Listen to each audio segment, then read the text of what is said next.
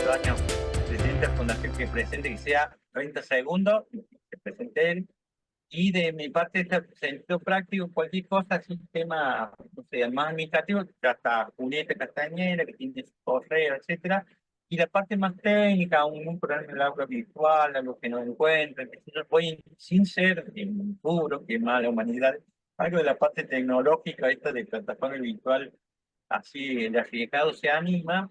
Entonces, cualquier cosa que necesiten de esa parte, no me anda el aula y demás, me escriben, sería el medio más fácil, no tengo problema del celular, y yo contesto así muy rápido, lo voy a hacer, y más vale que súper atento a la marcha de este curso. Que otro consejo, creo que lo puse en el mail de bienvenida, agenden los encuentros. Si bien vamos a hacer un recordatorio, no se olviden, siempre esta cuestión más didáctica, más pedagógica, más del profe, que a sus alumnos, que no se olviden en la siguiente clase, que no está mal y no cuesta nada, y ustedes siempre marquen su agenda, ¿cierto? Las fechas de los siguientes encuentros, y recuerden que este curso da una certificación, se supone un examen que se hace por plataforma una semana después de terminar el último encuentro del material que se brinda, ¿no? Entonces, hay algo de estudio, digamos, porque, bueno, lo que se ofrece son una certificación en capacitación, ¿no?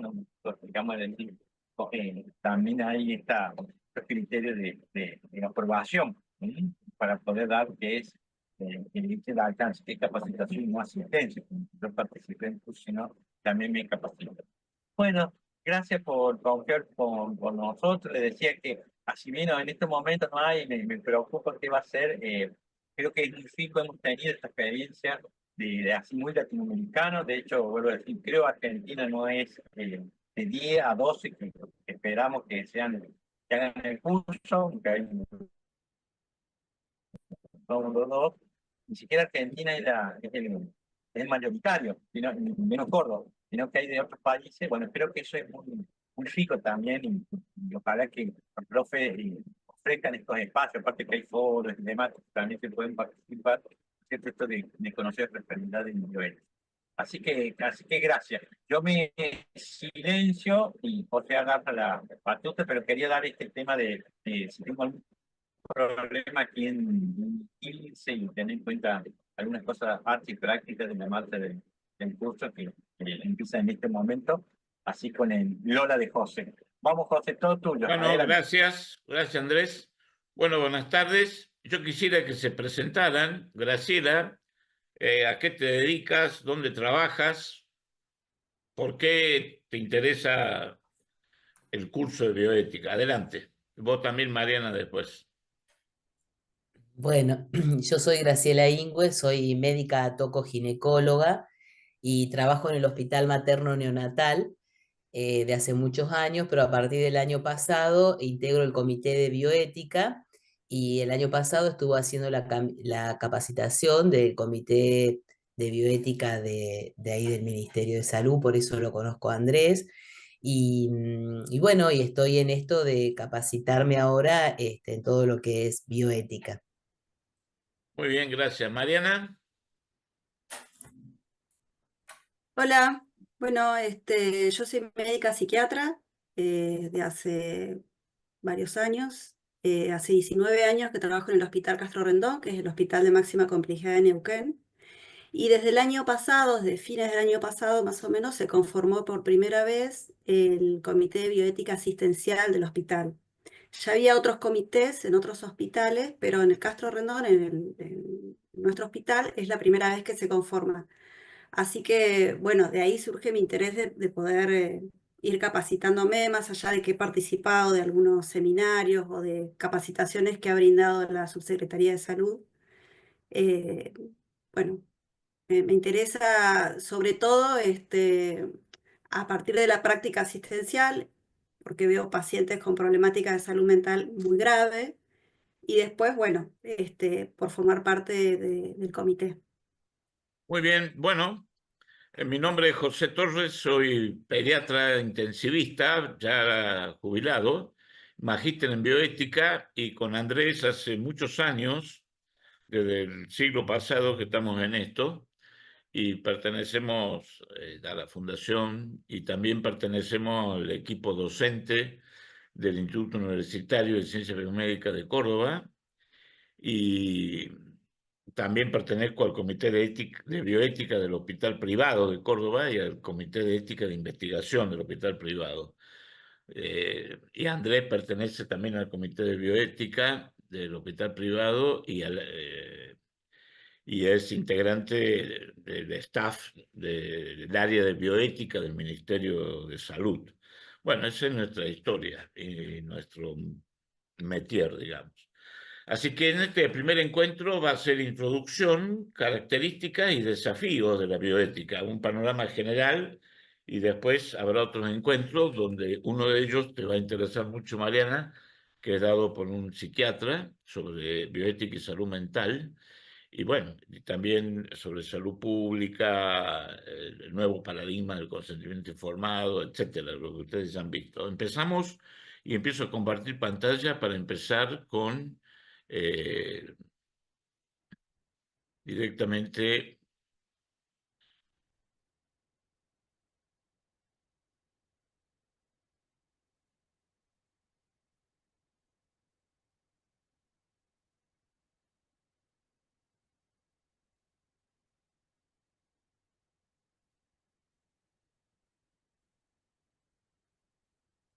¿Ven la pantalla? Hola, hola. Sí, se ve bien. ¿Ven? Iniciación a la bioética clínica y social, encuentro 1. ¿Ven? Sí, sí, sí. Bueno, introducción a la bioética. Entonces, ahí están los 3 temas que vamos a tocar. Y el primero es introducción a la bioética. La introducción a la bioética hay que remitirse allá en el siglo pasado, en los años 70, cuando a este biólogo, oncólogo e investigador en Wisconsin crea, digamos, aunque ya vea antecedentes previos en Alemania, del nuevo neologismo o nuevo término de bioética, y escribe un artículo de la ciencia de la supervivencia y termina en 1971 escribiendo el libro fundante, digamos, Bridge to the Future, Puente hacia el futuro.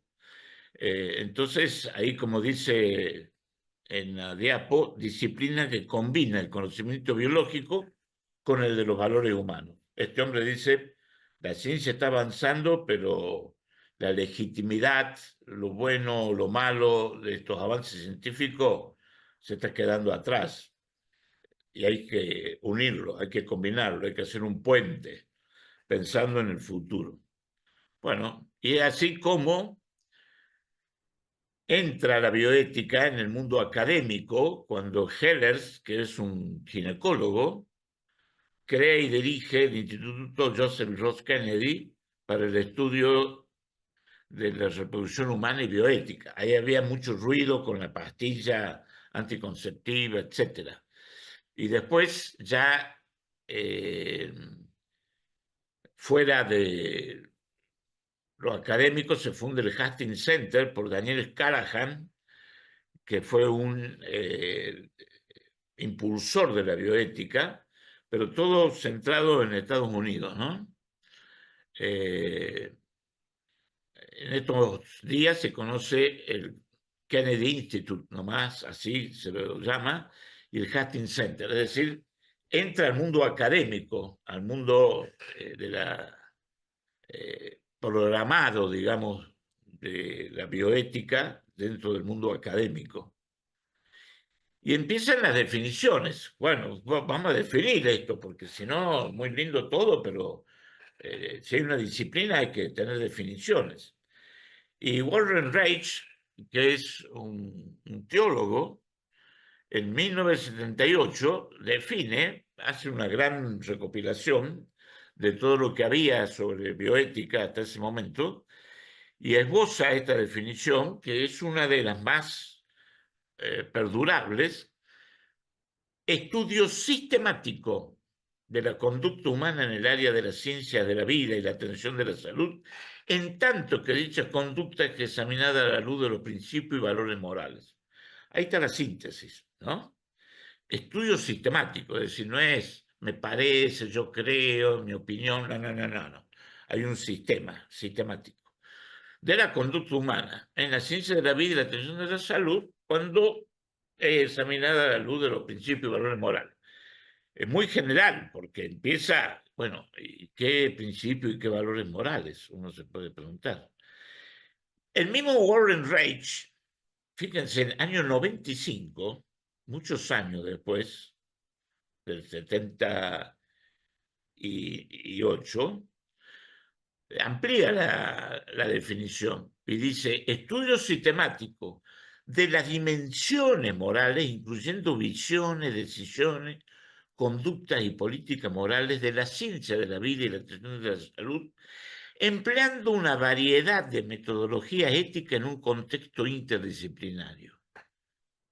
Parece la palabra interdisciplinario, metodología. Las dimensiones morales que se examinan en bioética están evolucionando constantemente, pero tienden a focalizarse en algunas cuestiones mayores. ¿Qué es o debe ser la visión moral de uno o de la sociedad? ¿Qué clase de persona debería ser uno o qué clase de sociedad deberíamos ser? ¿Qué debe hacerse en situaciones específicas? ¿Cómo nos encontramos para vivir armoniosamente? Amplía la situación, ya no le reduce ni al mundo académico, ni al mundo de la salud, sino hace la pregunta más amplia, el cuestionamiento más amplio. ¿Qué queremos ser? ¿Hacia dónde vamos? ¿Qué pasa en situaciones específicas? Y quizá la última pregunta es, ¿cómo vivir bien? Y esto es todo un capítulo que está relatado en Latinoamérica con todas las tradiciones aborígenes sobre qué es vivir bien. No es acumular dinero, sino cómo ese trato, ese respeto a al medio ambiente y, por supuesto, a los demás seres. Es una pregunta que es una interrogante que hasta el día de hoy estamos y cada vez más cuestionado todo, cada vez más en crisis. Lo estamos viviendo día a día. Bueno, entonces ustedes ven cómo evoluciona la misma definición de bioética. Fíjense en Francia, un destacado bioeticista francés de la Comisión Nacional de Ética, dice, el objeto de la bioética es asegurar el respeto a través de las innovaciones tecnológicas del ser humano. Concepto de dignidad humana. ¿Qué se quiere decir al hablar de persona y de respeto? ¿Cuál es la solución que adoptamos ante la polémica del progreso? Ante la irrupción constante de novedades posibles, hay que pensar el mundo que queremos. Así, tras la ética, derivamos necesariamente en la política. Fíjense en un francés, ¿no?, que ya empieza a decir, muchachos, si nos cuestionamos cómo queremos ser, qué sociedad queremos, nos tenemos que involucrar en la política, entendiendo la política no como la politiquería de los partidos políticos, sino como el arte de convivir en sociedad, cómo queremos vivir junto con nosotros. Entonces, fíjense, y acá saco otra definición de la Comisión Nacional de Bioética de México, de hace un año, rama de la ética aplicada que reflexiona, delibera y hace planteamientos normativos y de políticas públicas para regular y resolver conflictos en la vida social, especialmente en la ciencia de la vida, así como en la práctica y en la investigación médica que afectan la vida en el planeta, tanto en la actualidad como en futuras generaciones. Fíjense en cómo se amplía acá el panorama, ¿no? Y marca bien, se reflexiona, se delibera, pero se va a la práctica. Se hacen planteamientos normativos, es decir, fijar una norma, un mínimo de conducta para todos, y políticas públicas para regular y resolver conflictos en la vida social. Porque ahí se da cuenta que acá en Latinoamérica la vida social está muy cuestionada, hay mucha brecha entre las clases pudientes y los excluidos. es muy grande la brecha. Entonces, plantea todo esto la definición de la Comisión Nacional de Bioética. Y es un poco donde estamos parados nosotros, de nuestra postura, que es a través, basada no en ninguna ideología ni en ninguna confesión religiosa, sino fundamentalmente en los derechos humanos. Sigamos. Entonces, sintetizando, ¿cómo emerge? ¿Por qué emerge la bioética? Y hay tres aspectos. Aparece el paradigma de los derechos humanos en el ámbito de la posguerra mundial. Acuérdense, en el año 48 empieza la gestación de las Naciones Unidas y ahí se realiza la Declaración de Derechos Humanos. Y también en Estados Unidos el movimiento de derechos civiles, ambos en relación con la medicina y la salud. Es decir, ahí se empiezan a plantear grandes cuestionamientos a cómo se vive la sociedad. Toda la discriminación que había en Estados Unidos con los descendientes afroamericanos, ascendencia afroamericana, y también los derechos, aparecen los derechos de los pacientes, etcétera, etcétera. Se va gestando fuertemente a principios del siglo pasado. Como segundo aspecto de por qué florece la bioética, el poderío y ambigüedad del desarrollo científico y tecnológico, su implicaciones para la supervivencia de la especie humana y el bienestar de las personas, así como el cuidado del medio ambiente. Es decir, aquí se hace una crítica, ¿no? Se le dice, cuidado, hay un poder, pero es ambiguo, puede ser para bien o para mal, del desarrollo científico y tecnológico. ¿Y qué va a pasar en las generaciones futuras? Y tener cuidado con el medio, con el ambiente. Tercer aspecto, los problemas de justicia en el derecho a la protección universal y acceso a los servicios de salud. Y acá el panorama ya se abre en general, es decir, posguerra, Segunda Guerra Mundial, el estado de bienestar que primó en los países europeos, el welfare state, el estado de bienestar, era que daba protección a todos los habitantes, un seguro mínimo de salud, una cobertura universal, no de mucha calidad, pero era general, y salían de una guerra y fue aceptado, ¿no? Eso ya al principio anduvo perfecto y ahora ya se está requebrajando porque los costos están aumentando, las personas exigen más y no se puede haber una igualdad, digamos, entre los derechos de los pacientes, la justicia, los recursos, y hay graves problemas en la misma Europa continental que ha sido pionera en esto de la cobertura universal, aunque todavía sigue en naciones como Europa, Francia, de la cobertura general, universal para inclusive Inglaterra, y eso pasó a Canadá, ya no a Estados Unidos, ahí cada uno se la arregla como puede, pero digamos, el welfare state, el estado de bienestar, pegó fuerte en Europa, aunque ahora ya está tambaleando. Bueno, estos tres aspectos, ¿no? Entonces, cuando uno habla de bioética hay que tener mucho cuidado en que no es moralizar. Moralizar es quien enseña o imparte los contenidos de una vida buena y sobre lo que es correcto o incorrecto en el contenido de los actos.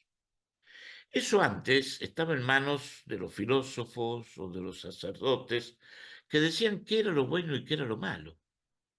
No había debate, no había deliberación, no había transparencia. Decían tú, esto es lo correcto por tal o cual razón, basado en tal o cual filósofo o en cual o tal religión, y punto. Y esto es lo que dicen los que saben, principio de autoridad. Esa era la moralización, el moralista, que durante mucho tiempo en nuestras fueron la Iglesia la que decía, esto es lo correcto, esto es lo que hay que hacer. Ahora, la bioética viene a romper eso y dice, no, no, no, no. Esto de lo que hay que hacer, lo voy a volver a reflexionar por qué lo voy a hacer. Por eso la bioética es una reflexión de segundo orden, porque reflexiona sobre la moral, aunque no le da contenido en un campo determinado. Y ahí está la tarea de uno, que uno le tiene que dar un contenido, pero la bioética nos enseña a plantear los problemas que la moral ya lo da por zanjado, ya lo da por terminado. Es decir, supongamos, el no matar, ya está, a punto. El moralista dice no se mata. No hay excepción, es absoluto. No, es absoluto no matar. Es decir, el aborto siempre está prohibido, siempre. Y ahí viene la tensión que hay. Y la bioética ayuda a esa reflexión. ¿Por qué esto que parece un deber perfecto, como se decía antes, el no matar, se transforma en un deber imperfecto? Es decir, que hay excepciones. Y esa es la tarea de la bioética. Entonces, el objeto de la bioética es asegurar el respeto a través de las innovaciones tecnológicas del ser humano. ¿Qué se quiere decir al hablar de persona y del respeto? ¿Cuál es la solución que adoptamos ante la polémica del progreso? Ante la irrupción constante de novedades posibles, hay que pensar el mundo que queremos. Así, tras la ética, derivamos necesariamente en la política. Esto está en el Manual de Ética Laica, elaborado por los catalanes, y que lo ven en el aula, el primer capítulo del libro Manual de Ética Laica, eh, muy bien redactado, donde hace énfasis en esto de que hay que atreverse a debatir sin, como decía Emmanuel Kant, sin las muletas de la religión, ¿no? Hay que atreverse a afrontar los problemas y debatirlos sin ningún sesgo, sin colocar alguna definición extremista, absolutista. Entonces, bueno, ¿qué características? ¿Qué es lo que lo caracteriza a la bioética? Y siguiendo este manual de ética laica, el grupo este catalán de España, estas son las características: interdisciplinariedad, carácter global, laicidad, pluralismo, posibilismo, carácter social. Esas son las características de la bioética. Entonces, cuidado, no todos comparten este criterio. Algunos hablan de bioética teológica y ya entramos a patinar ahí. Pero acá lo que uno defiende es esto: interdisciplinariedad. ¿Qué significa? Que el personal sanitario, médico, psicólogo, enfermero, abogado, antropólogo, sociólogo, bueno, todo, van en contracorriente con el sistema tradicional universitario. El abogado antes estudiaba solo leyes y el biólogo solo estudiaba ciencia. Ahora ya no es así. Ahora se requiere ese diálogo respetuoso, pero que perturba, molesta, es conflictivo, pero exige humildad y honestidad intelectual. A los médicos nos costó mucho sacarnos la hegemonía médica esa. Acá yo soy el que sabe y usted se calla la boca. No, hay que aprender a decir, puede ser que usted tenga razón, yo no lo sé. Y aprender a ese diálogo respetuoso. Y el diálogo sin el argumento ad hominem. Argumento ad hominem es lo que vemos habitualmente en las discusiones, ejemplo, entre dos políticos que discuten en un programa televisivo, cuando le dicen, pero vos, ¿qué hablas de esto si vos tenés este problema, has tenido esta detención por malversación de fondo y tenés una acusación por maltrato? Ese argumento ad hominem, ese argumento pegado al ser humano, es lo que se conoce vulgarmente como chicana. Yo cuando lo quiero destruir al otro, lo chicaneo. Le digo, no, pero vos tenés tu historia, bla, bla, y me salgo del foco de debatir una idea, de deliberar, de sopesar pro y contra de la idea o del problema o de la alternativa. Y empiezo a atacar a la persona. Ese es el argumento ad hominem. La bioética no acepta eso. No hay argumento ad hominem acá, como tampoco hay principio de autoridad. Porque yo sé. No. Entonces, supongamos, es decir, todos cuando empiezan a indagar, Karen Gillan fue una joven que producto de la ingesta de tranquilizantes, alcohol y haciendo una dieta muy estricta, entró en coma, se broncoaspiró y quedó en estado vegetativo persistente, y los padres, católicos fervientes, apoyados por un sacerdote, año 76, New Jersey, Estados Unidos, quisieron sacarle el respirador y se negaron los médicos. Primó el valor sagrado de la vida humana versus calidad de vida, la forma de vida, la clase de vida. Y ahí hubo un choque. Y la Corte Suprema en New York dijo, retiren el soporte vital. El problema fue que retiraron el soporte vital y Karen Gillan siguió viviendo unos años más.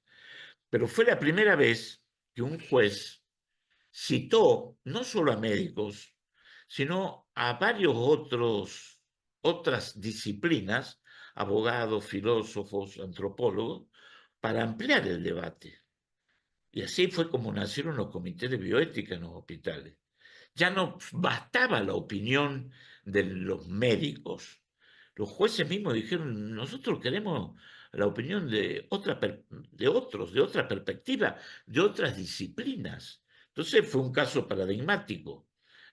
¿Y qué decir de esto? La fertilización in vitro.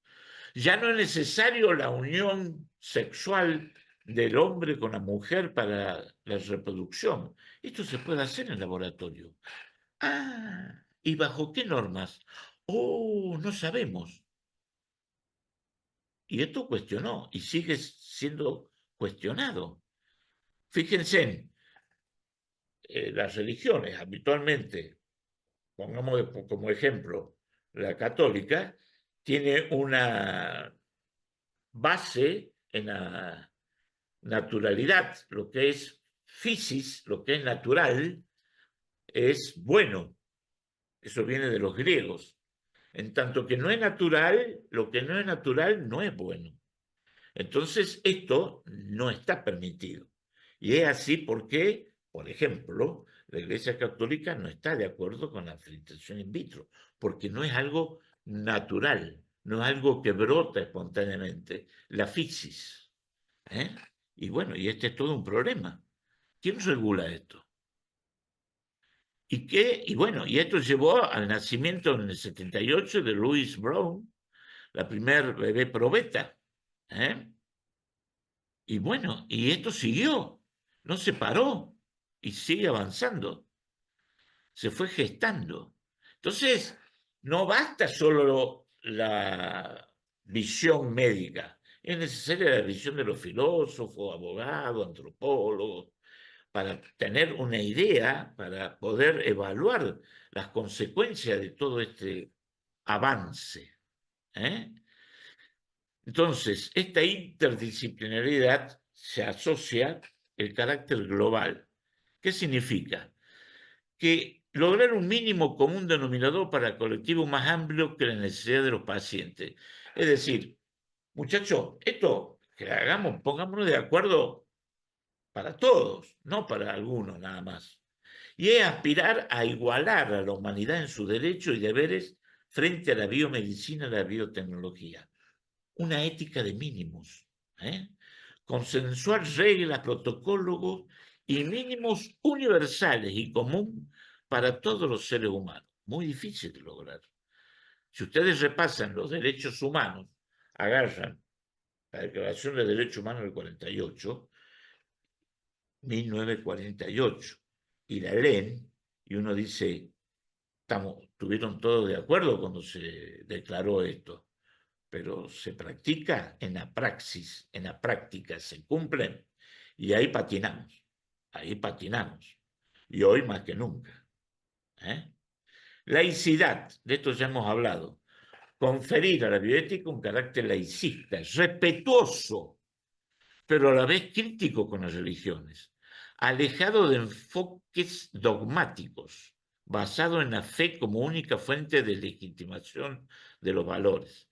El dogma es lo que dice, esto es así porque es un dogma, porque ya está establecido por una autoridad filosófica, una autoridad religiosa, porque lo dijo la palabra de Jehová, de Alá, de Dios, y punto.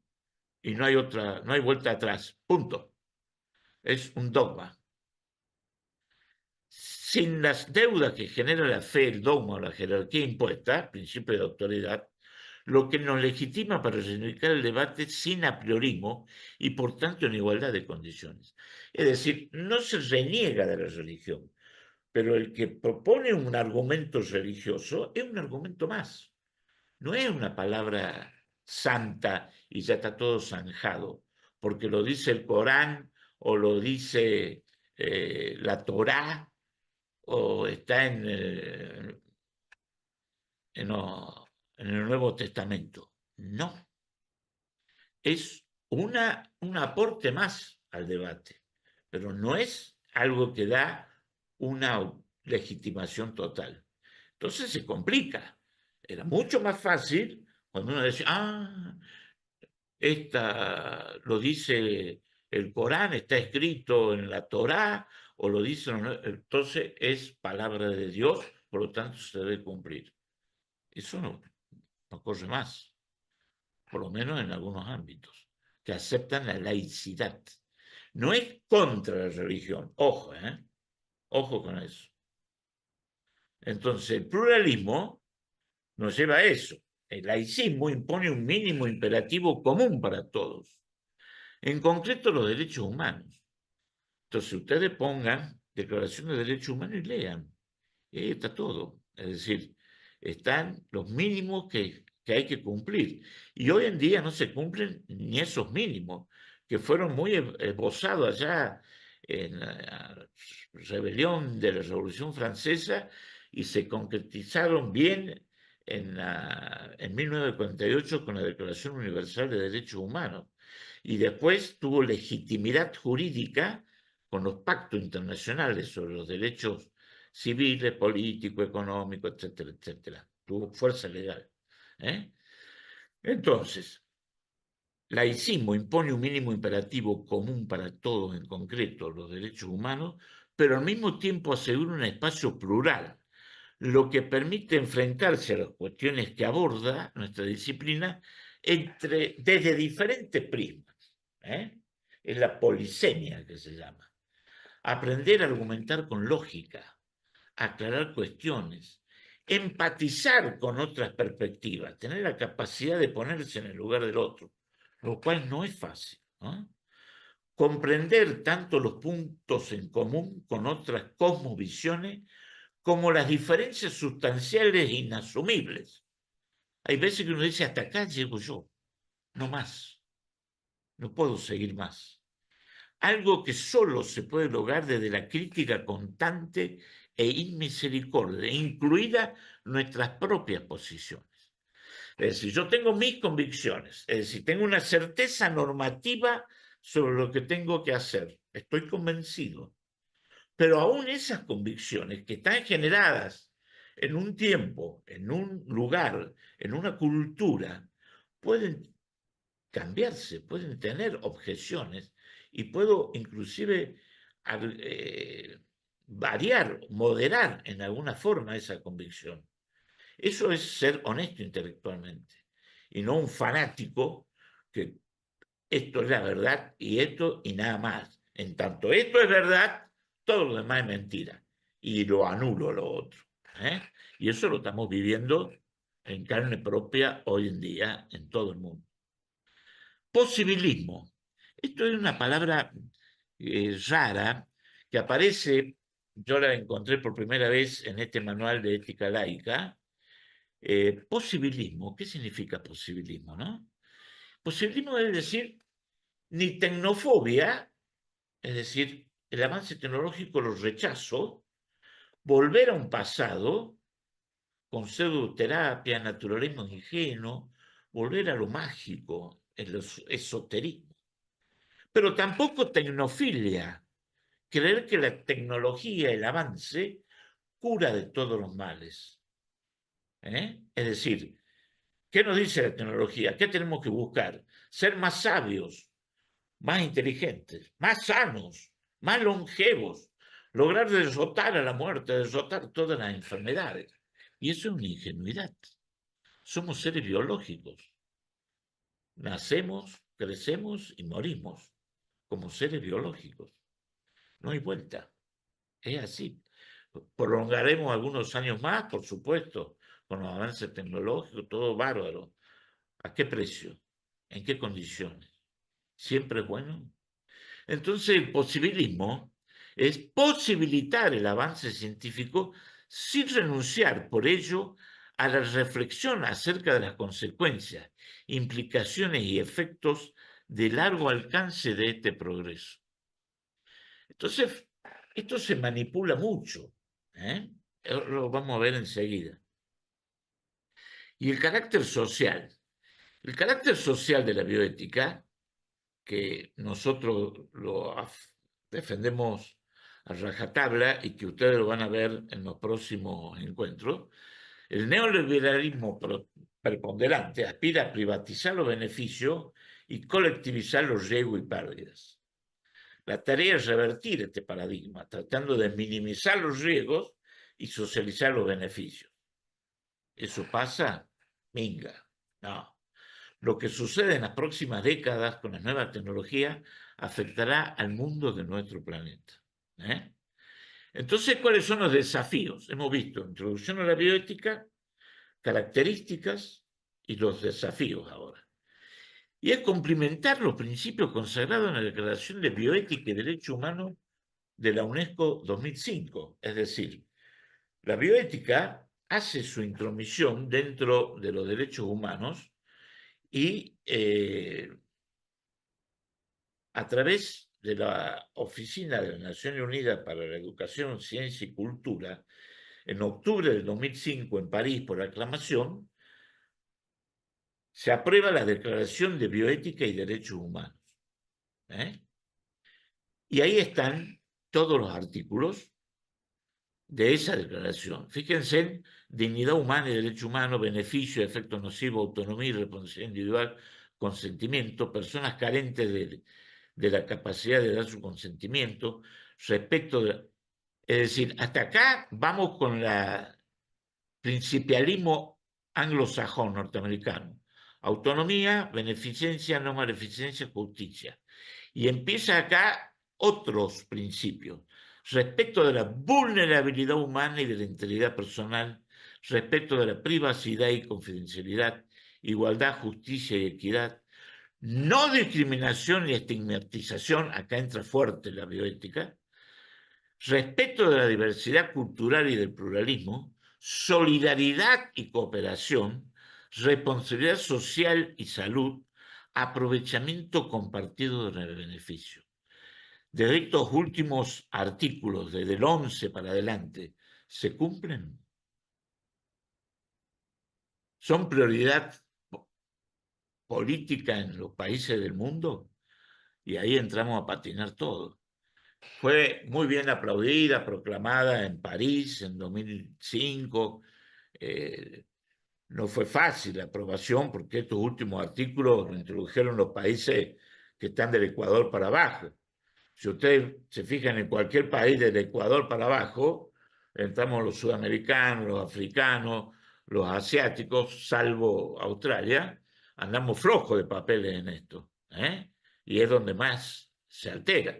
La parte arriba del Ecuador son los que mandan, Europa, Estados Unidos, Japón, Bueno, esos son los poderosos, ¿eh? Y acá estamos en el sur. Los del norte están en distinta posición. Entonces, esto de incidir en las políticas públicas, entonces suena medio a politiquería eso, medio a ¿qué tiene que ver la bioética con la política? Y bueno, justamente, porque si vamos a determinar que debemos hacer respetar los derechos de los ciudadanos, hay que actuar políticamente. Y acá en Sudamérica hubo varias expresiones en ese aspecto que se concretaron en algunas éticas típicas, digamos, particulares de Latinoamérica, como la ética de intervención del Bonet Rafa, que es un bioeticista brasilero que habla de la necesidad de meterse en la política. Y escribe este libro, Poder e Injusticia, en los principios del siglo XXI, junto con Leo Pescini. Y usted dirá, ¿quién es Leo Pescini? Y Leo Pescini es un sacerdote. Era, porque murió hace unos 10 años. Leo Pescini es el superior de la congregación de los Camilos.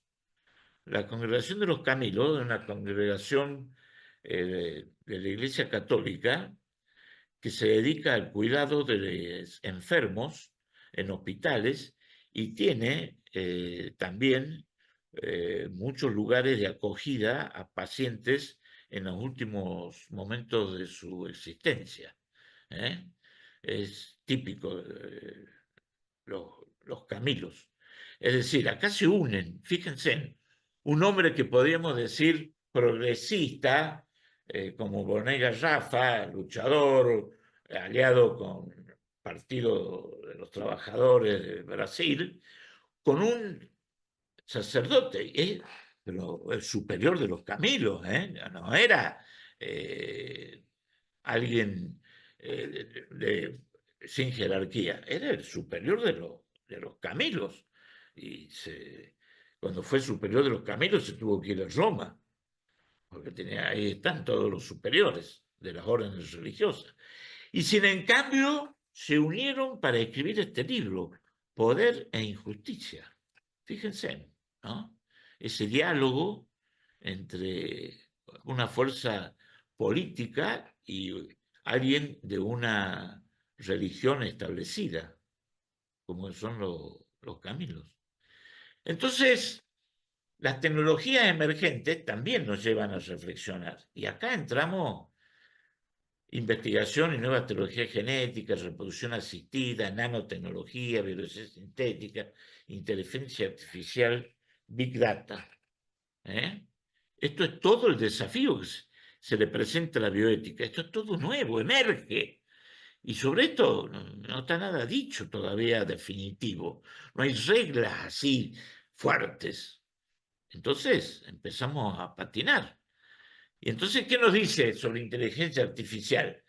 Se asustaron los muchachos y dijeron, muchachos, directivas éticas, Comisión Europea, 2019, 7 requisitos esenciales para lograr una inteligencia artificial confiable: intervención y supervisión humanas, robustez y seguridad, privacidad y gestión de datos, transparencia, diversidad, no discriminación, equidad, bienestar social y medioambiental.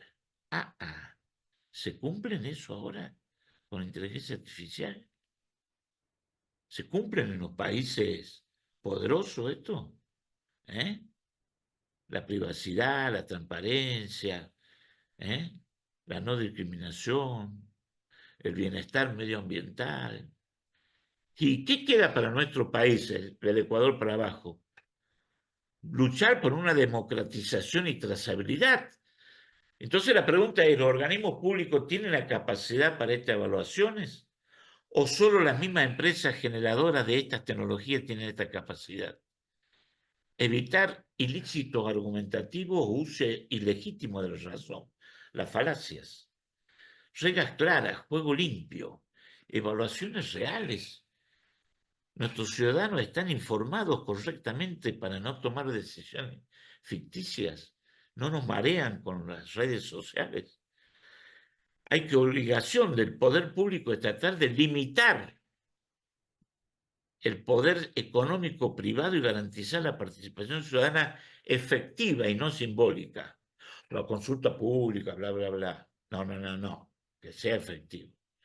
Bueno, eso es hasta ahí lo que le quería decir sobre esta parte central de este primer encuentro. Preguntas.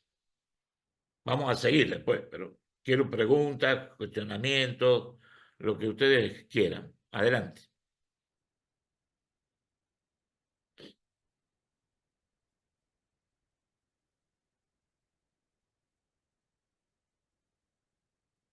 ¿Me escuchan? Hola, No, hola. estuvo Sí, muy sí, te escuchamos. claro, Ah, bueno, sí, muy bien. muy Bueno, claro ahora... todo y muchos desafíos, ¿no? Muchas cosas que uno se queda pensando. Acá entonces les paso a mostrar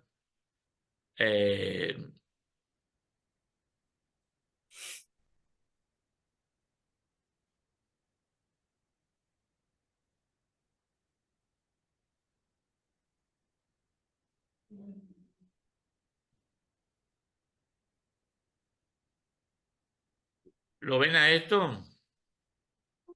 Sí, Siempre es bueno el progreso. Cuando hablamos de la crítica al progreso, fíjense el ejemplo, ¿no? El progreso de la física atómica. A principios del siglo XX se logró estudiar bien el átomo y eso trajo como consecuencia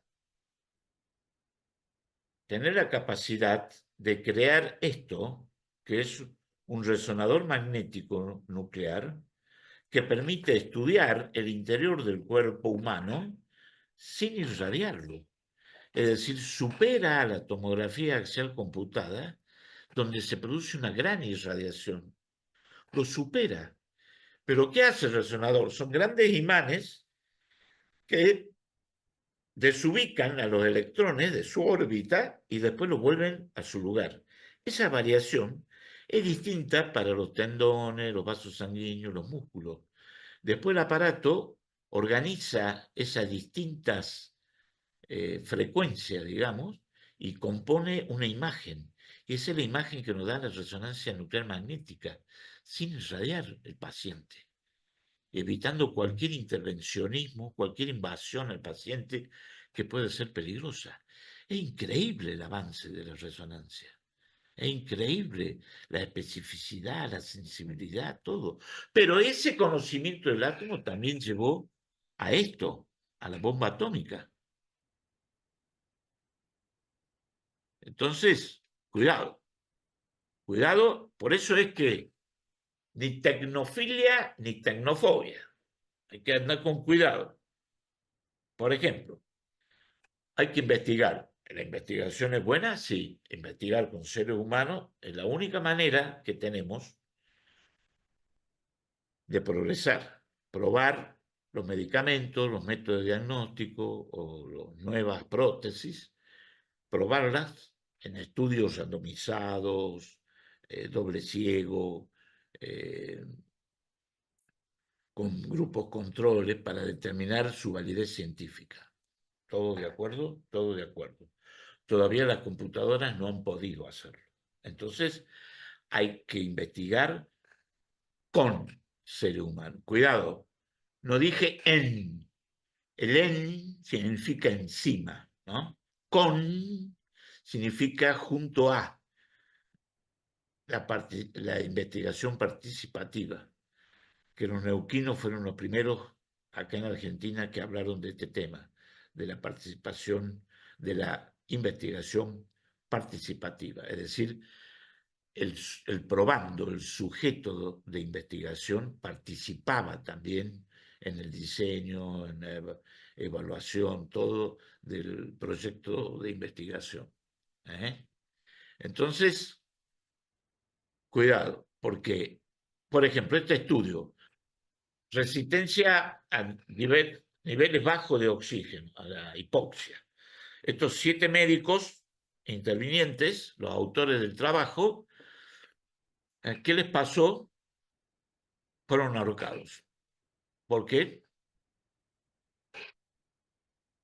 ¿Alguien se imagina por qué fueron ahorcados? Eran científicos destacados, médicos destacados. ¿No se le ocurre nada? Estos médicos sí que trabajaron encima de los sujetos. Y esta es una foto de archivo de este estudio, realizado en un campo de concentración, de archivo de las SS, ¿eh? No es mentira, tenían todo muy bien archivado. Entonces, empleaban los prisioneros de los campos de concentración de la Segunda Guerra Mundial para ver la tolerancia a distintos niveles de oxigenación, para ver la cantidad de oxígeno que tenían que llevar los pilotos de los aviones de guerra de la aviación alemana. Y después lo estudiaban perfectamente. Ah, qué malos que fueron. Entonces, ¿qué pasó? Colación de eso, los países, Rusia, Estados Unidos, el resto de Europa, que conformaron el juicio de Nuremberg, dictaron el Código de Nuremberg. En 1947, 2 años después de la guerra, dijeron, esto no puede volver a producirse. Acá es necesario consentimiento voluntario. Consentimiento, hoy que decimos consentimiento informado. Que debe ser una investigación útil a la sociedad, que tiene que ser hecho con rigor científico, con metodología estricta, que no tiene que haber un riesgo excesivo de daño para el que participa, que el investigador tiene que ser probo, tiene que estar capacitado, que los sujetos pueden retirarse libremente.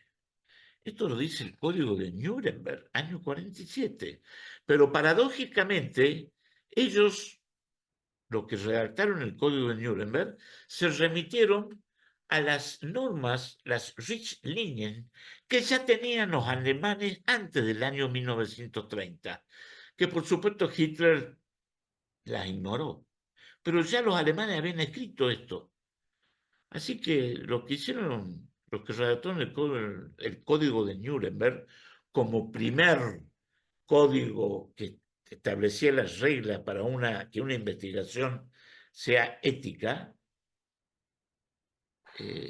copiaron o modificaron un poco las normativas estas. Pero ¿qué pasó? Cuidado, que en la posguerra apareció este problema que se estudiaron la evolución, la historia natural de la hepatitis en un asilo para niños discapacitados y pobres en Willowbrook, cerca de Nueva York, o en un asilo en Brooklyn, inyectándole a ancianos células cancerosas. Y en el 66, un anestesiólogo, Henry Beecher, denunció en el New England Journal of Medicine, una de las principales revistas médicas norteamericanas, investigaciones escandalosas. O la investigación de Tuskegee, que se estudiaron la evolución natural de la sífilis desde el 52 hasta el 72. Es decir, estudiaron población, Tuskegee, una población de Alabama, donde predomina descendientes afroamericanos, pobres, que en ese momento estaban dedicados a la cosecha del algodón. Y lo estudiaron perfectamente, porque eran sifilíticos, cómo evolucionaba naturalmente la sífilis. Pero cuidado, en el 45 ya se había descubierto la penicilina y se había probado suficientemente en la guerra que andaba muy bien para la sífilis. Un tratamiento efectivo y barato para la sífilis. Y a estos participantes de este estudio no se les brindó la atención, no se les dio penicilina. Este es el estudio de hepatitis de Willowbrook State School, que duró de 1950 a 1970. ¿Qué pasaba? un lugar donde iban niños pobres, discapacitados. Ergo, estaba lleno. Había una sobrepoblación, estaban hacinados. Entonces la hepatitis A, hepatitis epidémica, la tenían todos. Era normal, entre comillas, que la tuvieran todos los niños que estaban en ese asilo. Entonces a un médico, se le ocurrió decir, bueno, aprovechemos esto y estudiémoslos bien. Entonces, todos los que van a ingresar y le vamos a dar líquido contaminado con heces que llevan el virus de la hepatitis A, que es una transmisión fecal oral. Entonces, si usted quiere, señora, que su hijo ingrese a este asilo, tiene que aceptar entrar en una unidad de hepatitis. Y eran niños pobres y discapacitados. Triple vulnerabilidad. Y esos padres que no podían cuidar a sus hijos porque tenían que trabajar, aceptaban las condiciones. Y así se estudió muy bien la hepatitis A. Y se pudo estudiar la diferencia con la B. Y se pudo saber que la hepatitis A tiene un periodo de incubación cerca del mes. Y se pudo saber que la gamma globulina inespecífica actúa muy bien reduciendo el periodo de estado de la enfermedad. Se acortó el periodo de ictericia, etcétera, etcétera. El estudio como estudio fue brillante. ¿Pero a qué costo? A costa de aprovecharse de una triple vulnerabilidad. Menores, pobres y discapacitados. Triple vulnerabilidad. Pero hasta el día de hoy hay gente que lo defiende al doctor Krugman, y fíjense en el año que se terminó el trabajo, 1970. Y acá está la foto de cómo se estudiaba a los descendientes afroamericanos la evolución natural, un estudio aprobado por el NIH, el Instituto de Salud norteamericano. Impecable el diseño. Pero muchachos, en el 45 ya estaba la penicilina. Ustedes se olvidaron de esto. O dijeron, no, la rigurosidad científica tiene que ser rigurosidad científica. No se lo debe tratar y seguir estudiando la evolución natural.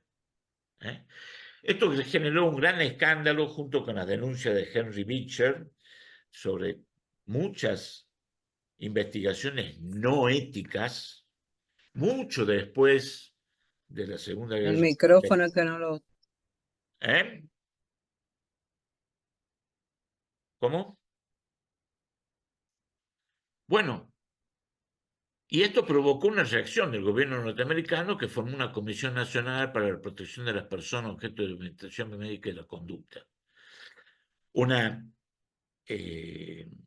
comisión multi-interdisciplinaria que elabora varios informes, y el último fue citada en el 1974. En el 78 elabora el informe en la ciudad de Belmont, donde consagra estos 3 principios para la investigación: respeto por las personas, beneficencia, justicia, que en el 79 2 filósofos que participaron de esa comisión, Vision y Children, Y que aquí no quiere entrar.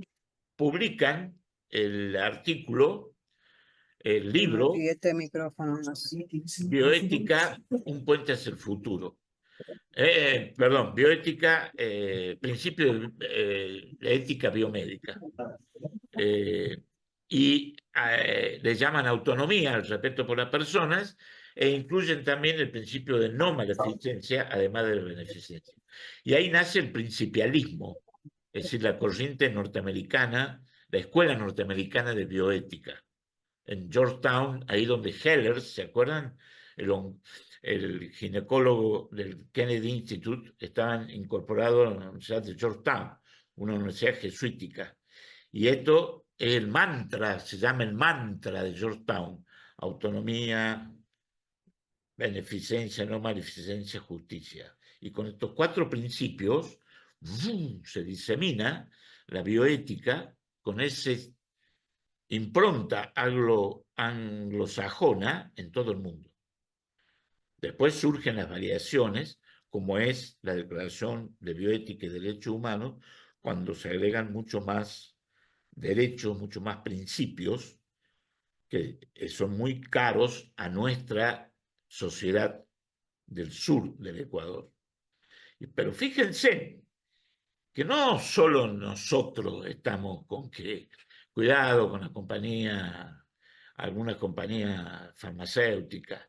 No, esto es 2005. Fíjense en una caricatura que hacen de la relación de las compañías farmacéuticas con los médicos que investigan, ¿no? Están los miembros de las compañías farmacéuticas multinacionales pagándole viajes, deportes, conferencias, alimentándolos acá angurrientos, firmándoles el cheque, mientras acá está el sujeto que participa en la investigación. Tiempo de desacoplar a los doctores de las compañías farmacéuticas. Esto es British Medical Journal, British Medical Journal. Es la revista como el New England en Estados Unidos, con más tirada. La revista médica en Inglaterra, en Gran Bretaña, de mayor tirada. Y ellos mismos se autocritican y dicen, cuidado muchachos, estamos muy demasiado juntos, relacionados. Parece que es el dinero el que comanda esto. Ellos mismos, los ingleses, es British Medical Journal. No es un pasquín de algún país remoto. No, una revista seria. Bueno, eso es lo que quería mostrarles sobre la crítica al progreso científico. Ahora quiero mostrarle algo.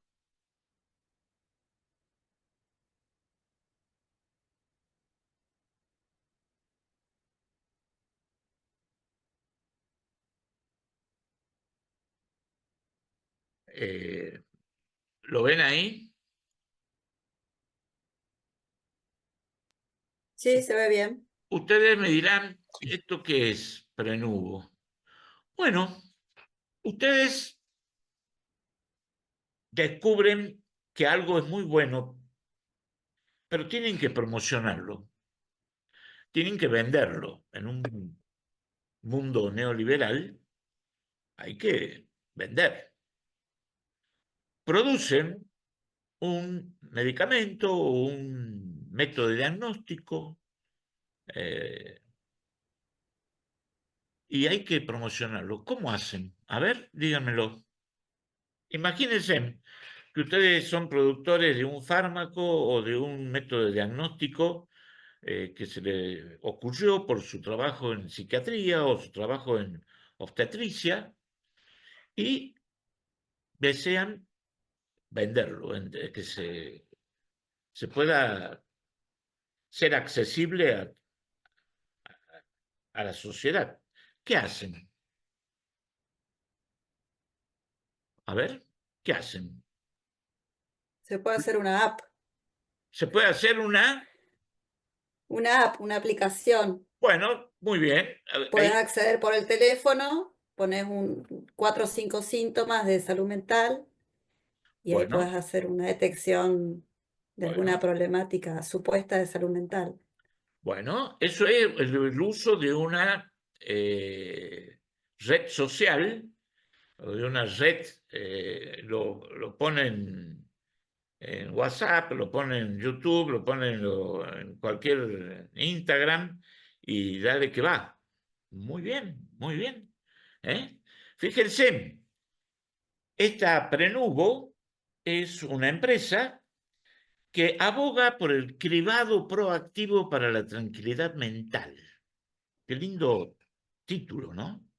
Cribado significa seleccionar, hacer un screening, investigar, pero en forma proactiva, no reactiva, sino antes que se produzca el síntoma, para que usted se quede tranquilo.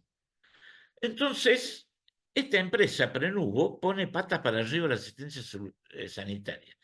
En lugar de esperar a que se presenten los síntomas y la enfermedad progrese, Prenuvo proporciona información temprana, lo que sucede debajo de la piel. Armado con información de salud detallada, podrá tomar decisiones proactivas e informadas sobre su salud. Suena lindo, ¿no? ¿Qué estaban promocionando? Esto. Fíjense en lo que era, o lo que es, todavía están. Una resonancia nuclear magnética.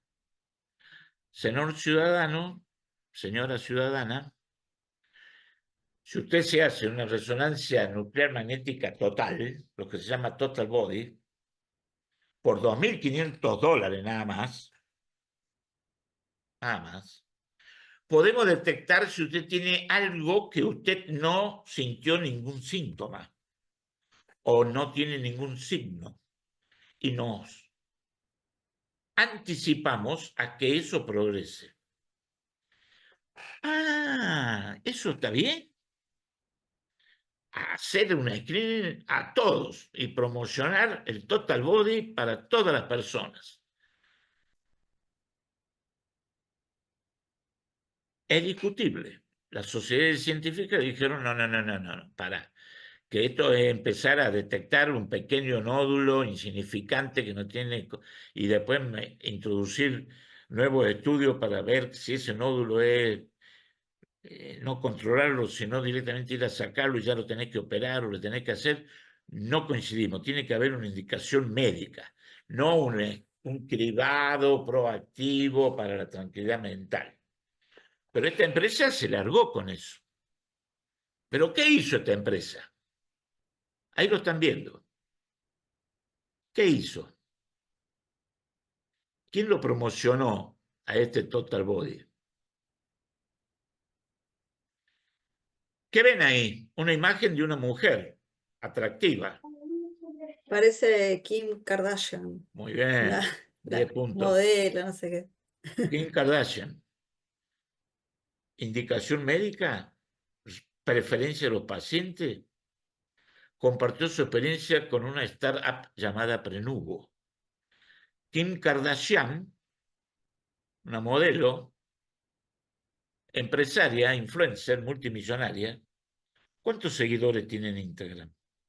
En julio del 2023 tenía 364 millones, con un patrimonio de 1.800 millones en febrero del 22. Fíjense, algo que está discutido si es ético promocionarlo, esta empresa, TUC, utiliza a alguien que tiene 364 millones de seguidores para que se sumen. Ahí fíjense lo que es. Así se manejan las cosas ahora. Se buscan los influencers, se buscan quién llega y punto. ¿Cuánto le habrán pagado a Kim para posar ahí delante del resonador? Solo ella lo sabe. Pero así se manejan las cosas ahora. Esta es la realidad. ¿Eh? Bueno, y algo que yo quería también dejar es...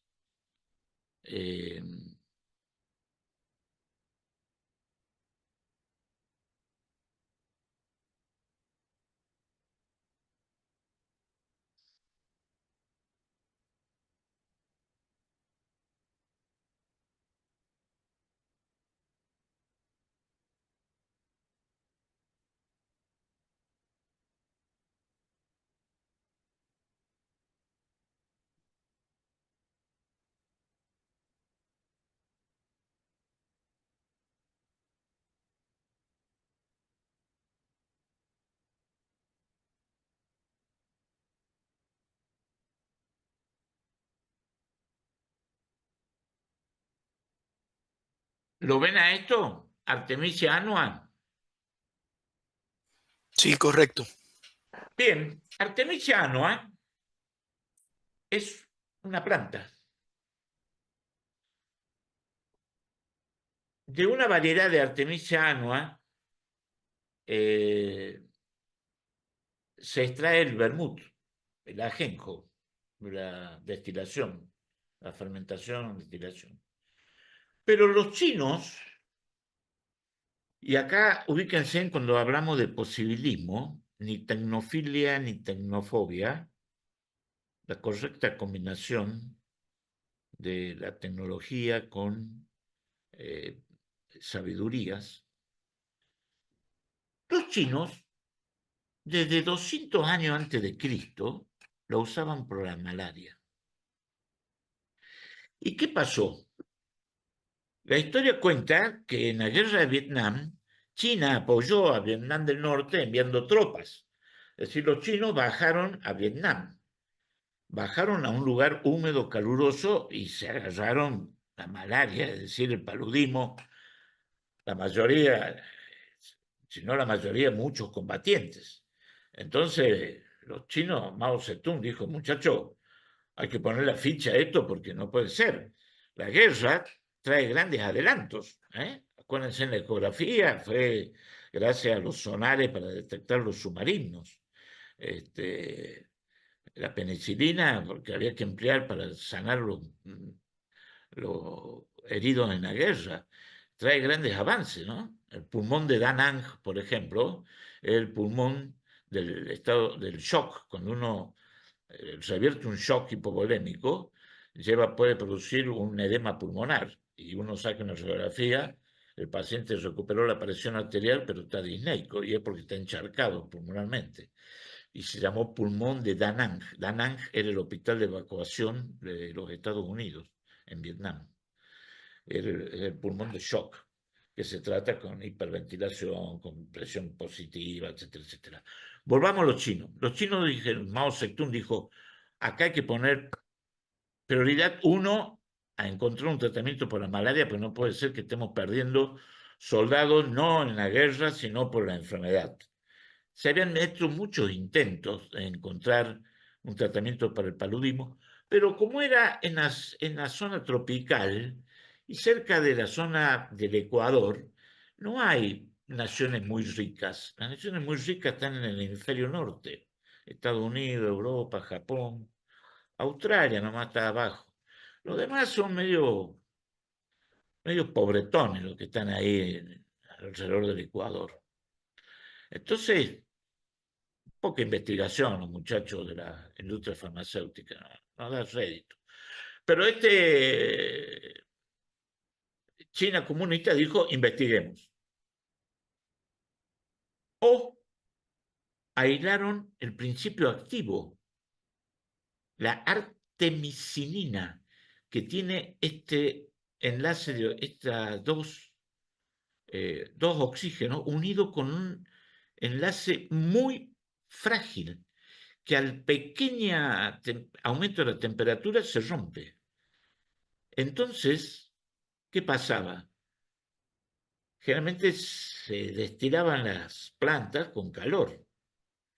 Entonces, a esta mujer, Tu Zhou, que está acá, se le ocurrió aplicar lo que decían los chinos 200 años antes de Cristo, que la extracción del compuesto activo de esta planta, la Artemisia,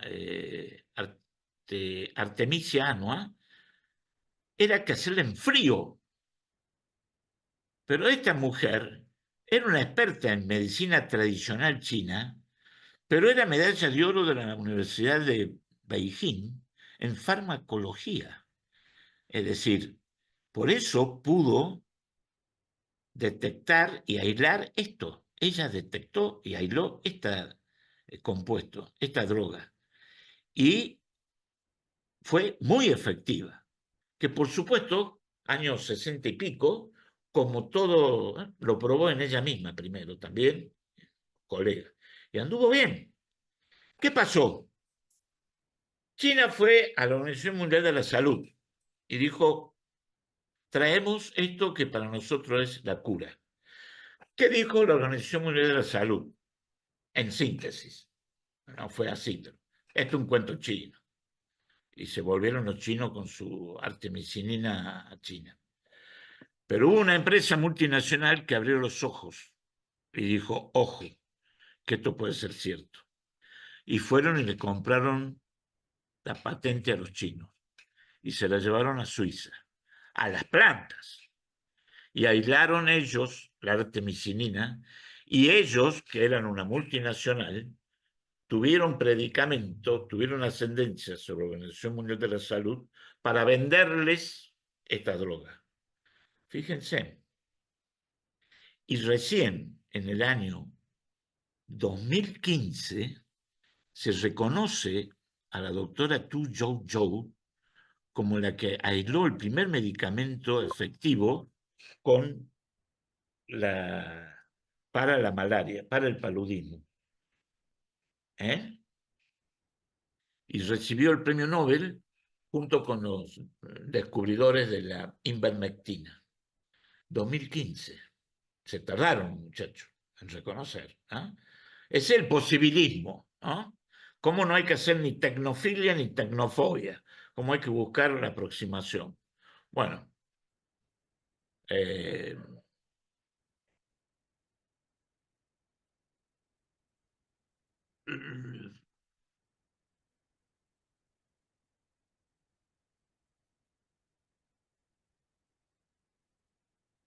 entre los desafíos que veíamos estaba esto de la biología sintética. Ajá, lo que se nos viene ahora.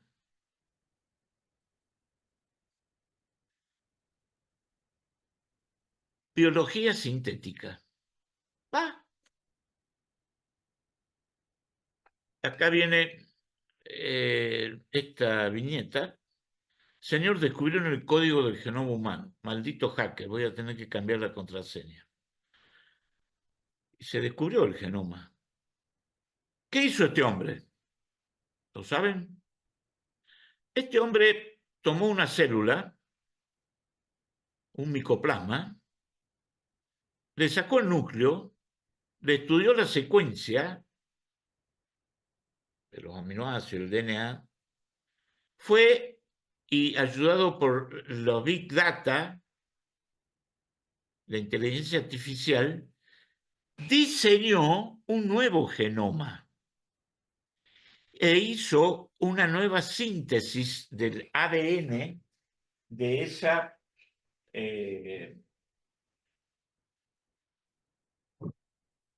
ese núcleo y lo puso a incubar en una levadura, anduvo muy bien y después se lo pasó a la célula que a la cual había sacado el núcleo. Es decir, sintetizó una nueva célula, un nuevo micoplasma. Entonces, Craig Venter, un biólogo de California, en su laboratorio sintetizó un micoplasma que no existía y se llamó Mycoplasma laboratorium. Esto creó mucho revuelo. Si ustedes se acuerdan, con los abusos que hubo en la década de los 60 en Estados Unidos, con las investigaciones, bla, bla, bla, y que determinó que el gobierno formara una comisión de expertos, la National Commission para el estudio de investigación y de conducta en seres humanos, que elaboró el informe Belmont, donde salieron los principios que son el mantra de Georgetown: autonomía, beneficencia, no maleficencia, justicia. Acá el gobierno dijo, ya quiero una comisión para evaluar esto. Esta es una foto del Mycoplasma laboratorium reproduciéndose. Y acá está, fíjense, nuevas directivas, la ética de la biología sintética y tecnología emergente, Comisión Presidencial para el Estudio de Problemas Bioéticos, diciembre del 2010.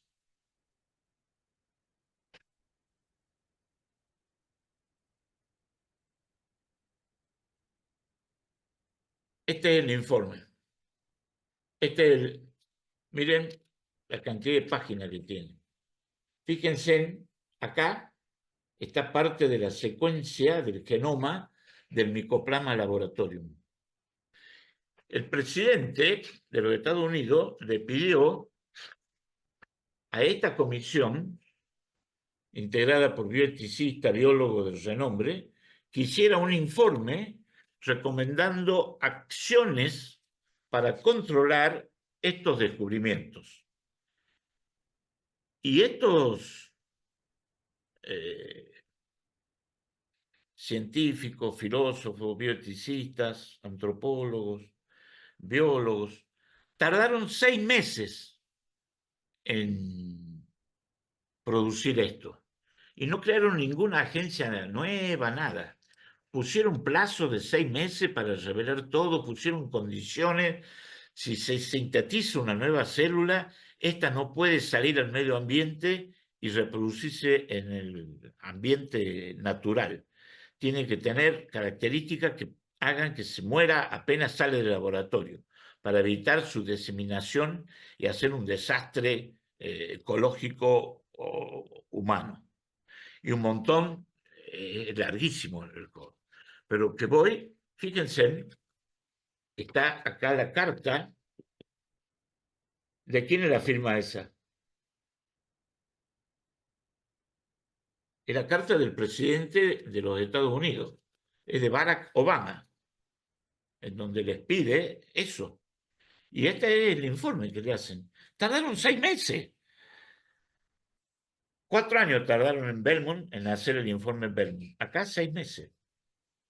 Y tienen poder de policía, y interviene el Instituto Nacional, interviene el FBI, interviene la CIA, intervienen todos los organismos regulatorios en Estados Unidos, la FDA, y con sanciones severísimas a quien viole estas directivas. Y tienen plazos. Fíjense. Eso es el desafío que se viene. Y bueno, porque está todo esto del COVID, que fue un invento, se le escapó a algún laboratorio en China y se diseminó el virus, bla, bla, bla, bla, bla, bla, bla. Bueno, ese es un desafío. ¿Cómo regular estas tecnologías emergentes? La nanotecnología. 1.000 millonésimas partes de un metro. ¿Para qué se empleó la nanotecnología? A ver, en el 2020. ¿Para hacer qué? Para hacer de transportador del antígeno del COVID-19 para producir la vacuna en Estados Unidos. Pfizer, Moderna, todos usaron nanotecnología. Mientras que los rusos, ¿qué produjeron los rusos? La Sputnik, ¿está? ¿Qué transportador tenía la Sputnik? Un adenovirus, un virus del resfrío, desactivado, sin acción patógena, y eso era un transportador. ¿Cuál era más seguro? Estamos hablando octubre del 2020. ¿Cuál era más seguro? No digo efectivo, sino seguro, que significa que no produce daño. La nanotecnología de la industria norteamericana o el adenovirus de los rusos.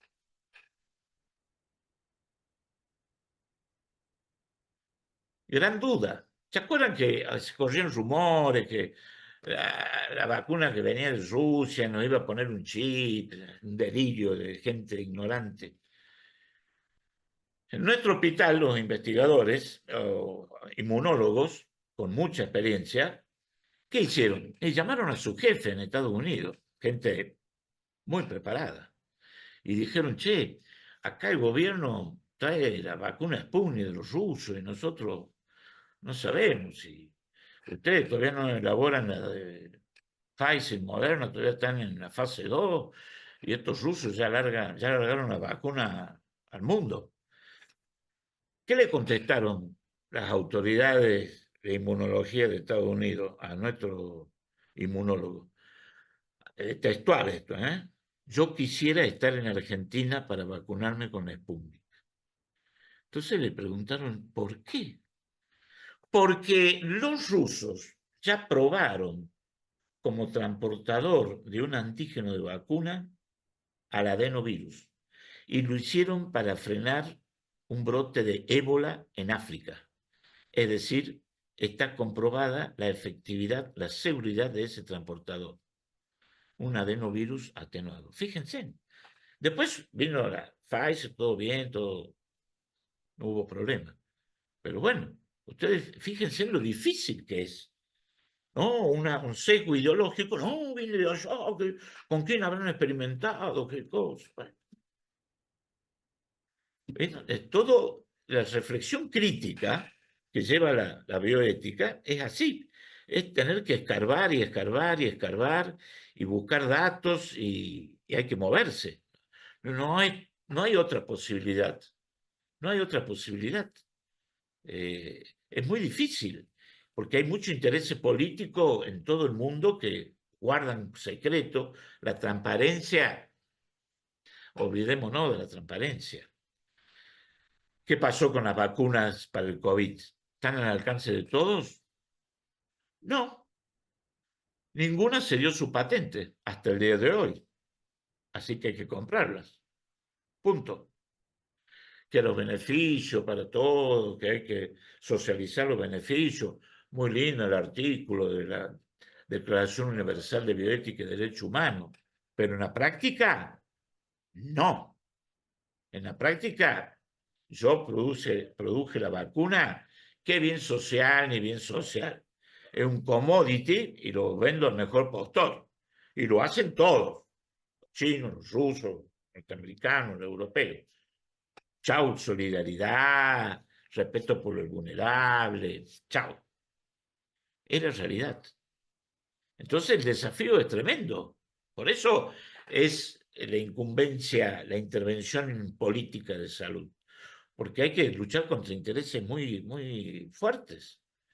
Fíjense, paradojalmente, en la pandemia, Trump reflotó una vieja directiva que había en Estados Unidos para poner los recursos financieros al servicio de la investigación y que no solo debían ser del Estado, sino que las partes privadas tenían que poner dinero para la investigación. Una cosa muy bien hecha por Trump. Porque los muchachos de Pfizer y de Moderna, no, que nos venga el gobierno a ayudar y nosotros producimos la vacuna, sí, claro.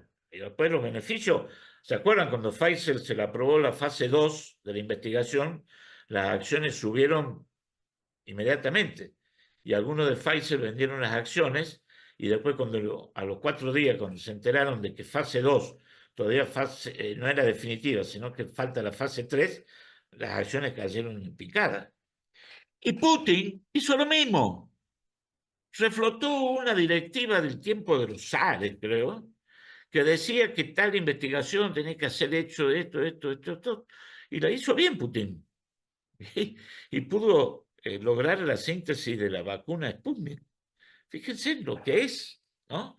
Gente que no sé si están enfrentados ahora Putin y Trump o son aliados, no se sabe, eso no es transparente, pero es la realidad.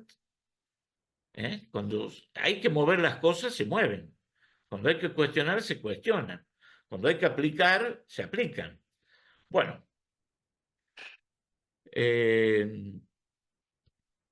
a ver si me queda algo.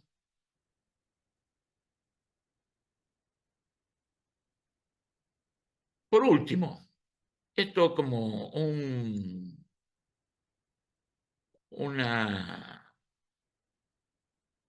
algo que cuando decimos que la bioética es un estudio sistemático de los problemas que aquejan a la salud y a la vida, ese estudio sistemático, ese análisis, esa reflexión sistemática, reflexión crítica. El ser sistemático implica usar un método. ¿Cuál es el método que hoy se acepta más en bioética? El método deliberativo, donde uno sopesa pros y contras sin ningún dogma, como ya hablamos, sin decir, esto es cierto porque yo lo digo, principio de autoridad, o porque lo dice tal filósofo, o lo dice tal libro de la religión, la Torá, el Corán, la Biblia. No, yo sopeso pro y contra y delibero. Y esto viene desde Aristóteles, ¿eh? La prudencia es una facultad de deliberar adecuadamente. Permite alcanzar las decisiones más justificables, aunque no puede dar certeza.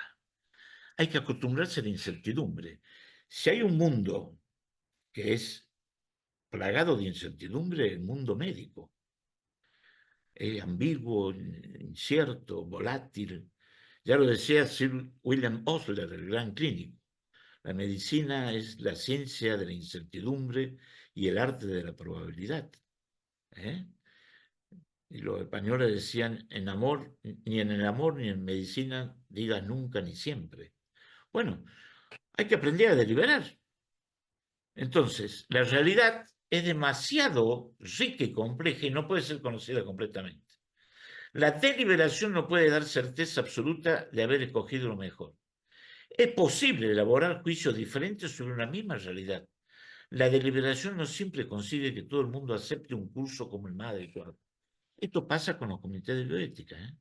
Pero la deliberación puede darnos una probabilidad razonable en la medida que sea adecuada. Puede disminuir la incertidumbre y mejorar nuestras decisiones.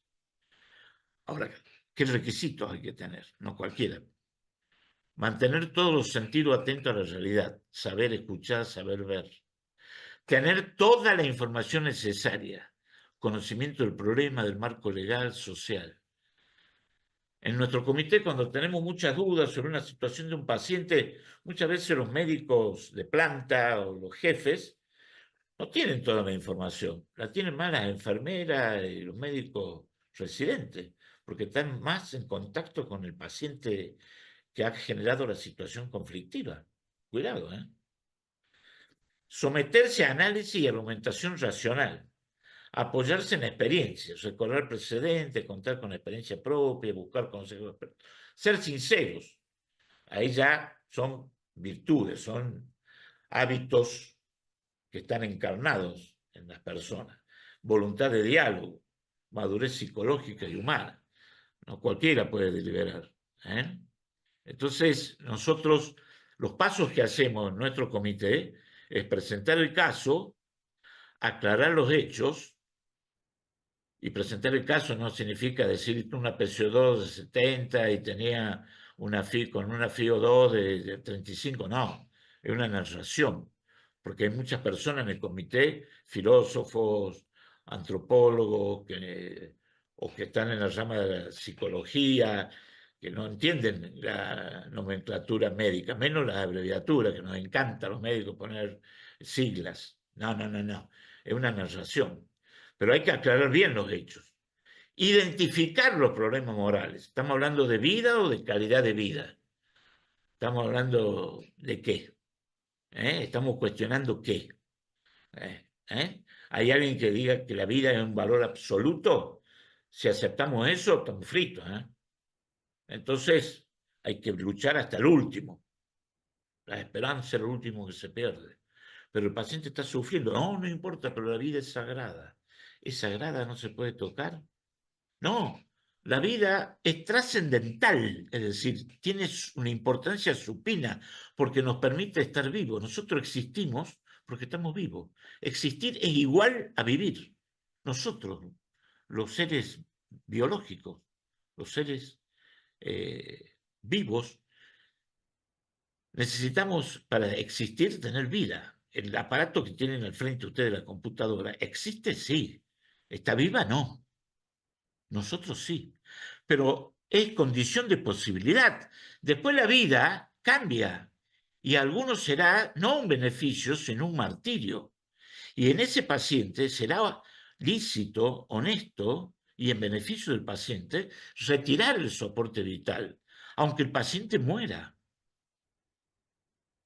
Y eso es una decisión muy difícil de tomar. No se puede tomar de la noche a la mañana. Ni puede venir una autoridad y decir, saquen el respirador a este paciente, ya sufrió demasiado. No, no, no, no, no, no, no. Habrá que deliberar, sopesar pro y contra, los deseos del paciente, eh, eh, todo el trabajo que se hizo, las probabilidades, el pronóstico, etcétera, etcétera, ¿no? Pero entonces hay que describir, después de identificar los valores en conflicto, seguir con la terapia intensiva o retirar el soporte vital, los cursos extremos. ¿Le sacamos todo o seguimos con todo? O hacemos algo intermedio, que puede ser la desescalada terapéutica, dicen los españoles. Desescalada. Quito respirador, después quito una medicación especial, después quito antibiótico. No lo hago todo de golpe. Puede ser. O puede ser que saque todo. Buscar los cursos intermedios, generalmente la prudencia lleva a no irse a los extremos, sino buscar el punto medio. Que decía Aristóteles, que ahí está el octavo, ¿no? Elegir justificadamente el curso óptimo. Y después hacer la prueba de consistencia de la decisión, que tiene que ser la publicidad. Lo que determina un comité debe ser público. No el debate, pero sí la recomendación. Un comité de bioética recomienda, nunca es vinculante, nunca dice lo que hay que hacer. Eso hay que sacarle la mente. Porque los médicos están habituados a decir comité de ética, ¿qué dijo el comité? Que hay que sacar el respirador. No, no, no, no.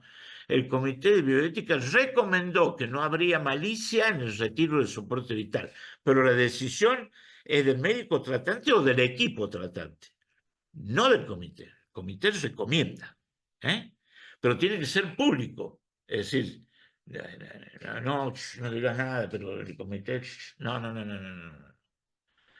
Tiene que ser legal. Alguno puede estar de acuerdo con que a este paciente le puedo aplicar la eutanasia, pero si no estoy en Colombia, donde es legal acá en Sudamérica, estoy incurriendo en un delito. Y eso está mal. Ahí recurriremos al abogado y digamos, esta recomendación que hacemos, ¿viola alguna normativa legal, alguna ley, un código civil, la constitución, lo que sea? ¿Sí o no? Y muchas veces el abogado nos dice, no, adelante, porque esto está contemplado en el artículo tanto del Código Civil. Bueno, adelante. Y después tiene que haber una cierta estabilidad transcurrido un tiempo. No recomendamos una acción y al otro día decimos, no, la vamos a pensar mejor, nos reunamos mejor la semana que viene porque no me gusta. No, no, no, no, no. No se puede hacer eso. Son las 3 pruebas de consistencia que tiene una recomendación de un comité de bioética. Y después la decisión final que la tomará generalmente el médico tratante o el equipo tratante, idealmente junto con el paciente o con los familiares del paciente en caso de que la autonomía del paciente esté subrogada a algún pariente o a algunos parientes. ¿Estamos? Esto son la parte práctica. Esto es lo que hacemos cuando nos reunimos a debatir, a deliberar en un comité de bioética. Esto son la metodología. Por eso la ética, la bioética es procedimental. Hay un procedimiento. No es, me parece, yo creería que sería mejor. No, no, no, no. Hay que justificar los cursos de acción. Elegir justificadamente el curso óptimo. Hay que dar razones valederas. No certeza absoluta, pero sí razonables. Más no nos pueden pedir, menos tampoco. Certeza apodíctica, que se llama, que es la certeza matemática, 2 más 2 es 4, no va a medicina. Cada situación es especial, cada paciente es diferente, cada circunstancia, circo, lo que rodea, es diferente. Así que el viejo dicho, no hay enfermedades sino enfermos. Merecen un trato diferente. Bueno, hasta acá llegamos. ¿Preguntas? José, perdón, respecto a lo último que dijiste, era una duda que teníamos en nuestro comité, si la recomendación la dejamos el registro en el Andes, que es el sistema que tenemos de historias clínicas. Y me quedé pensando en esto que decís, que la recomendación debe ser pública, entonces entiendo que lo correcto es que dejemos ese registro ahí, Sí, sí. ¿no? En el Andes. La recomendación, nosotros la dejamos archivadas. Hay pocas reglas en un comité de bioética. Una es la confidencialidad, no se puede estar bocineando todo lo que se trató. Che, en la discusión que tuvimos en el comité de bioética surgió que el paciente había tenido relaciones homosexuales. No se puede hacer eso. La confidencialidad tiene que ser muy respetada. Después tienen que dar todo en acta. Tienen que dar todo en acta. Tiene que haber un libro de acta o un archivo, una carpeta con un backup donde quede el acta asentada. Entonces, lo ideal es poner el comité de bioética, anotar en la historia clínica, en el acta del día tanto, con fecha tanto, donde participaron, y se ponen todos los integrantes que participaron en esa deliberación, acordaron recomendar lo siguiente, punto. Y uno lo transcribe o lo pega a la historia clínica digital. Generalmente no hacemos tanto, colocamos acta número tanto del comité de bioética, recomendó tal cosa. A mí me pasó con una paciente, madre de gemelares, de siameses, que decidió en conjunto no intervenir a los siameses porque era muy arriesgado, y aceptamos limitar el esfuerzo terapéutico, y cuando se complicaran los siameses, aceptar que eran 2 personas con un solo cuerpo, aceptar esa categoría. Y yo cuando escribí en Historia Clínica la tenía la madre al lado. Y el comité recomienda que no habría malicia en abstenerse de colocar soporte vital a Luca y Bruno, así se llamaban los siameses, en caso de que presenten una patología, lo que es lo que pasó, que es mortal, porque si lo agarra uno, lo agarra todo, lo agarra el otro. Entonces, común de acuerdo con la familia, se decide abstenerse de soporte vital.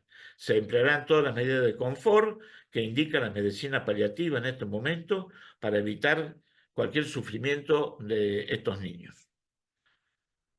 Yo escribiendo ahí, en la historia.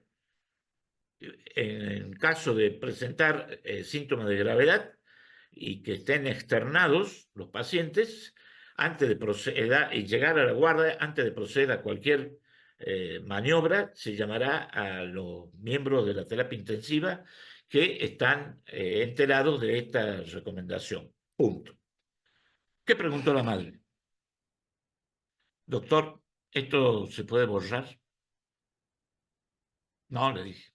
Después de 6 horas no se puede alterar nada de esto. Usted puede escribir de nuevo lo referido en tal día, tal hora, por tal médico, no vale, todo, pero lo que ha escrito está. Y eso es lo que buscan los médicos, que quede escrito, porque muchas veces se toman determinaciones, pero nadie escribe nada. Todos tienen miedo, sobre todo cuando hay que retirar un soporte vital. Es miedo. Y no saben que ya está protegido por el artículo 58 del Código Civil, que habla del retiro hasta de la alimentación e hidratación, en caso de que sea un sufrimiento terminal, en situaciones especiales, está todo especificado, ya está todo legalizado. Acá en Argentina, a partir del año 2014, con la nueva sanción del Código Civil, el Código Civil ya autoriza, y no es eutanasia eso. Es retiro del soporte vital, es adecuación del esfuerzo terapéutico. Tampoco es límite, ya hemos sacado la palabra límite, es adecuación al esfuerzo terapéutico, que tampoco es terapéutico, sino de confort. Uno adecua, hace estas cosas proporcionadas. Y eso no es eutanasia. Eutanasia es cuando uno introduce un mecanismo de muerte distinto al que está en curso.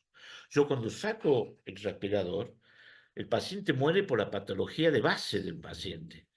Cuando es eutanasia, yo introduzco un mecanismo, yo inyecto un sedante, inyecto un miorrelajante, inyecto potasio y mato al paciente.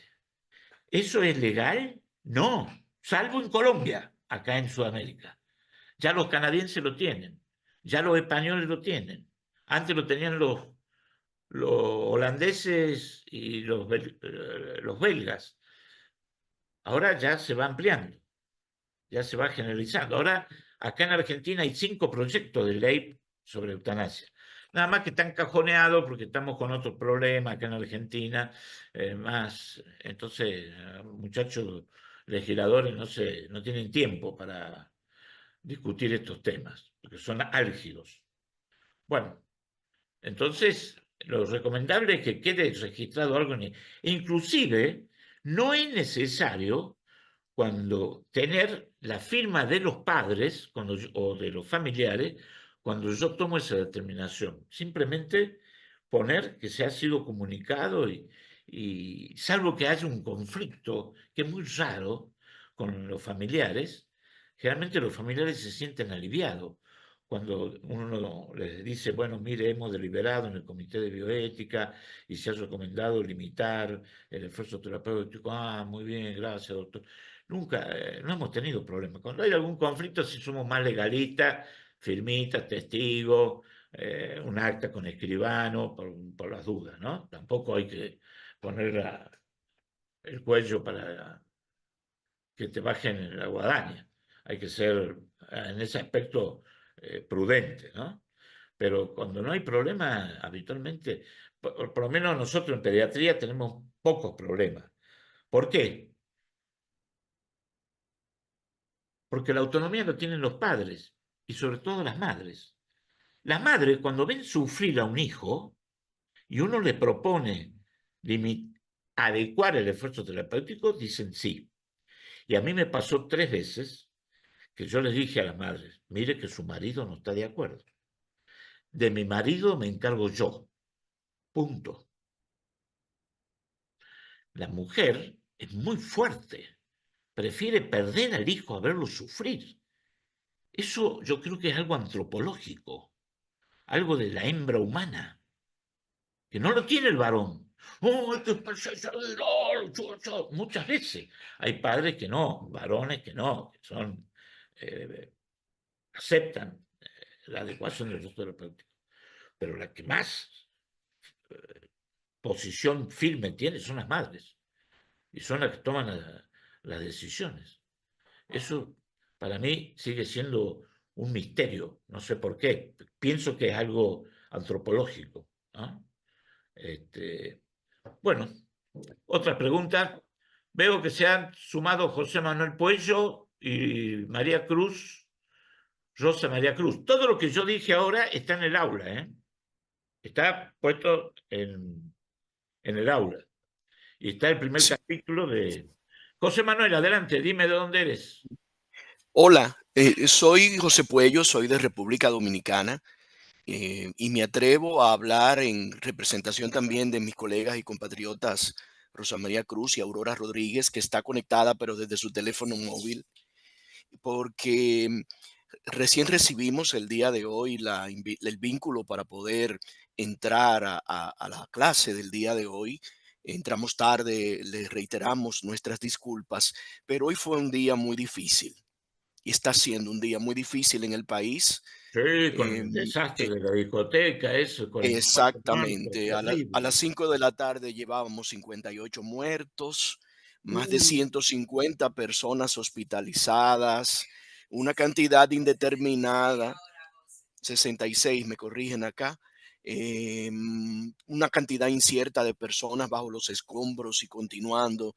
Y todos hemos estado un poco desconectados. No hay problema, Eh, José Manuel, así mi que, condolencia, así pero... que de verdad le rogamos que nos disculpen todos No, pero esta por clase queda grabada y después la pueden ver sí, tranquilos ustedes. Así vino. Muchas gracias por su Bueno, conferencia. Muchas las gracias. Muy condolencias, amable. sí, sí, terrible, terrible, che.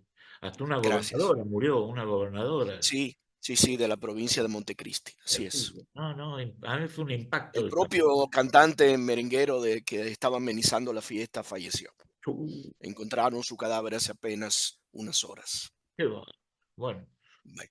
Bueno, hemos llegado al límite de tiempo, así que si no hay más preguntas, nos despedimos. Hasta el próximo encuentro.